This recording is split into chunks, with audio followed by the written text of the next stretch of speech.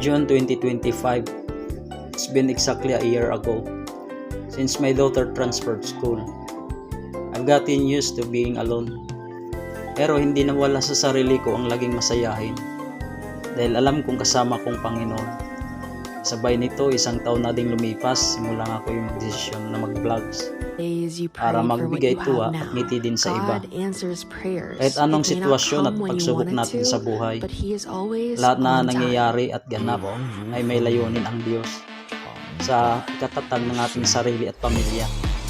Kaya huwag nating kalimutang ngumiti at matuwa.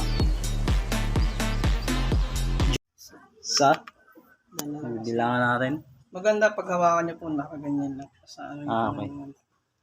Kasi ano siya. 2.5 mm. Nakakagana ang loob guys pag yung ginagawa namin dito ay mag-activate uli itong yung battery para magamit. Second Kasi may power naman siya pero hindi siya kayang hindi niya kayang i-start yung sakyan. So bumili kami sa online. Ito daw yung kailangan na battery ilagay. Battery liquid repair para magamit uli yung battery.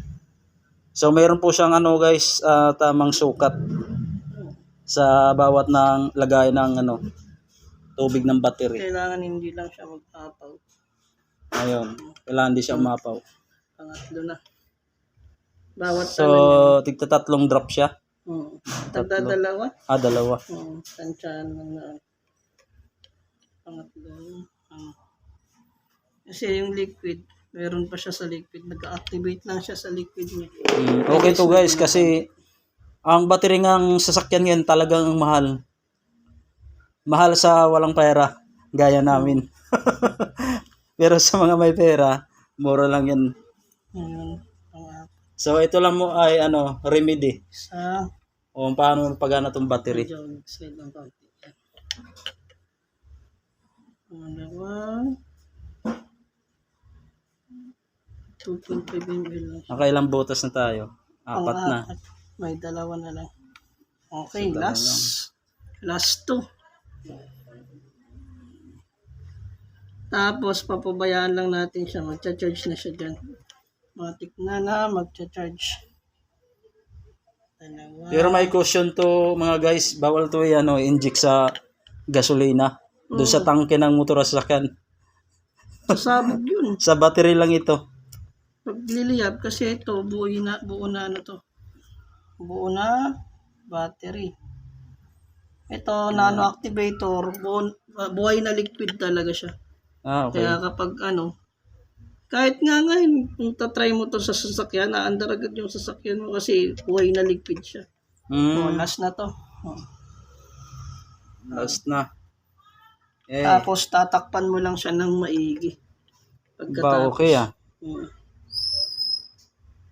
Yan. Pwedeng hintayin natin hanggang mamayang alas 5, alas 6. Basta hapon, balikan natin to. Ito guys, may parental guidance to, bawal sa mga bata. Tsaka bawal to inumin, lason to. Lason to, bawal inumin. O guys, ito ay tatakpan na namin. At ito ay itatry namin mamayang hapon kung talagang epektibo itong aming ginagawa. Ito po guys ay nakuha po namin sa mga advice ng mga may sasakyan din. Kaya itatry namin kung ito ay epektibo sa battery namin. Kung ayaw talaga guys, ibig sabihin kailangan na namin palitan ng bagong battery ito. Kailangan namin mag-ipon. Maganda yung Motolite daw na battery, bilhin. What's up guys? Wow.